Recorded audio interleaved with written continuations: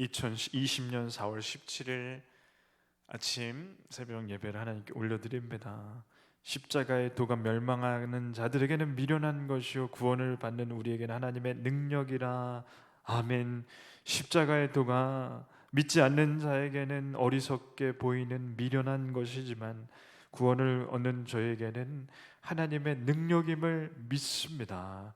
하나님, 십자가의 보혈을 통하여 예수님을 모르는 자들이 하나님을 믿는 그런 은혜를 허락하여 주시옵소서. 십자가를 깨닫는 일이 우리 교회 안에 깊이 일어나게 주시옵고, 또 믿지 않는 자들이 이 자리에 나와 십자가가 무엇인지 알고 하나님이 얼마나 우리를 사랑하시는지를 알 수 있게 우리 교회를 써 주시옵소서. 이 모든 것 예수님의 이름으로 기도드립니다. 아멘. 말씀은 고린도전서 1장 18절부터 21절까지 말씀입니다. 십자가의 도가 멸망하는 자들에게는 미련한 것이요 구원을 받는 우리에게는 하나님의 능력이라. 기록된 바 내가 지혜 있는 자들의 지혜를 멸하고 총명한 자들의 총명을 폐하리라 하였으니, 지혜 있는 자가 어디 있느냐? 선비가 어디 있느냐? 이 세대의 변론가가 어디 있느냐? 하나님께서 이 세상의 지혜를 미련하게 하신 것이 아니냐? 하나님의 지혜에 있어서는 이 세상이 자기 지혜로 하나님을 알지 못하므로 하나님께서 전도에 미련한 것으로 믿는 자들을 구원하시기를 기뻐하셨도다. 아멘. 십자가의 도가 멸망하는 자들에게는 참으로 미련해 보입니다. 예수님의 제자들은 사실 십자가에 대해서 전혀 몰랐습니다. 예수님께서 죽으신다고 여러 번 십자가에 못 박히시기 전에 여러 번 제자들에게 말씀을 하셨습니다. 그러나 제자들은 전혀 이해하지 못했습니다. 베드로는 예수님께서 죽으신다고 하시자 그러시지 말라고 간곡히 만류합니다. 그래서 예수님께서는 사탄아 물러가라 혼을 내시기도 합니다. 왜 예수님의 제자들이 예수님 우편에 앉고 좌편에 앉겠다고 싸웠냐면, 예수님께서는 다윗 왕처럼 나라를 구하실 메시아, 나라를 다시 일으키실 분이라고 단단히 믿었기 때문에 그렇습니다. 로마로부터 나라를 구하면 그 새로 세워지는 나라의 왕이 되실 것이고, 그 왕 옆에 가까이 가는 사람이 국무총리, 장관이 될 거라 생각한 것입니다. 이렇듯 십자가는 제자들조차도 생각할 수 없었고, 지금도 믿지 않는 사람들은 이해할 수 없는 일입니다. 예수님께서 십자가에 못 박히실 때 로마의 병사들이 네가 만일 하나님의 아들이거든 내려와 보라.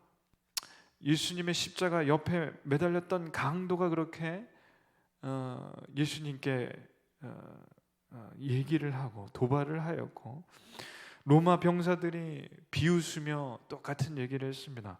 왜 바보같이 십자가에 못 박히냐? 네가 하나님이라면, 네가 하나님의 아들 신이라면 이거 어떻게 비참하게 여기서 죽고 끝나버리냐?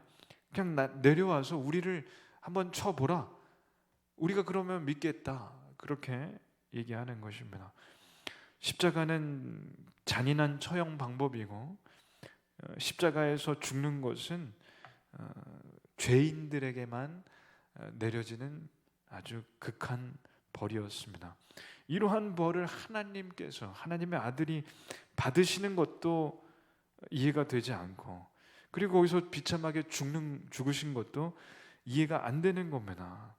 이 세상에 신이 진짜 하나님이 내려오신다면 왜 그러한 방법으로 죽으셔야만 했는지 도무지 이해할 수 없는 일이라는 것이죠. 그러나 그것은 죄인들을 위해 오신 하나님의 방법이자 하나님께서 우리를 사랑하시는 방법입니다.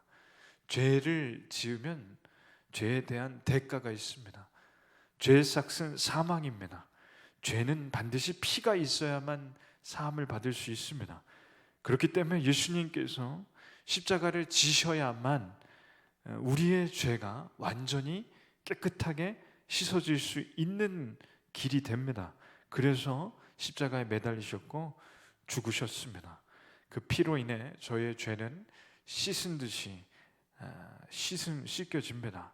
양털같이 흰눈같이 하얗게 됩니다. 그래서 저희는 죽은 후에 심판을 두려워하지 않습니다.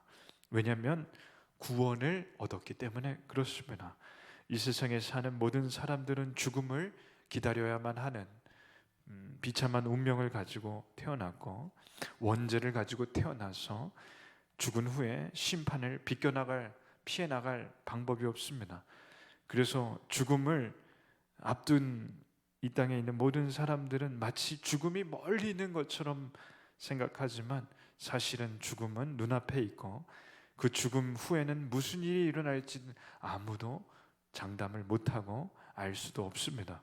그래서 죽음 이후에 심판이 있을 것을 본능적으로 알고 두려워할 따름입니다. 그러나 믿는 자는 미련하지 않습니다.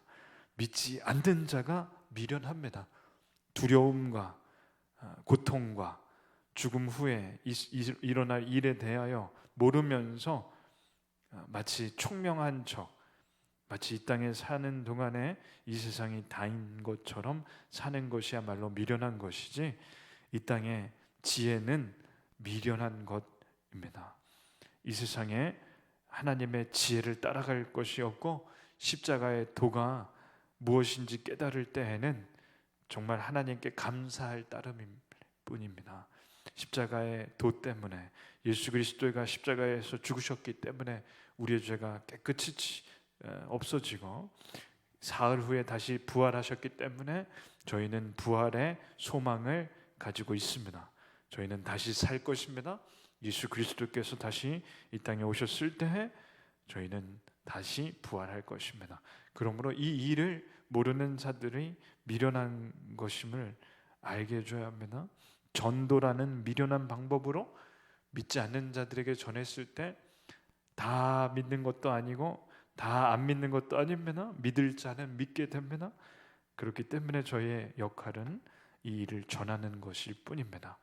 믿을 사람은 믿게 해 주시는 분이 하나님이십니다. 오늘 십자가의 도가 구원을 받는 우리에게 능력이 되는 것을 한번 깊게 제가 새기기를 원합니다. 기도합니다. 십자가의 도가 멸망하는 자에게는 미련한 것이요 구원을 받은 저에게는 능력임을 믿습니다. 죽음이 있어야 부활이 있고 죽음의 씨앗이 심겨져야 부활이 있을 것을 압니다. 부활의 열매가 그래야 있습니다. 하나님께서 우리를 사랑하시기 때문에 예수 그리스도를 우리에게 보내주셔서 저희 죄를 대신하여 짊어지시기 십자가에 못 박혀 죽으시고 사흘 만에 다시 부활하심으로 저희가 다 부활할 것 또한 믿습니다.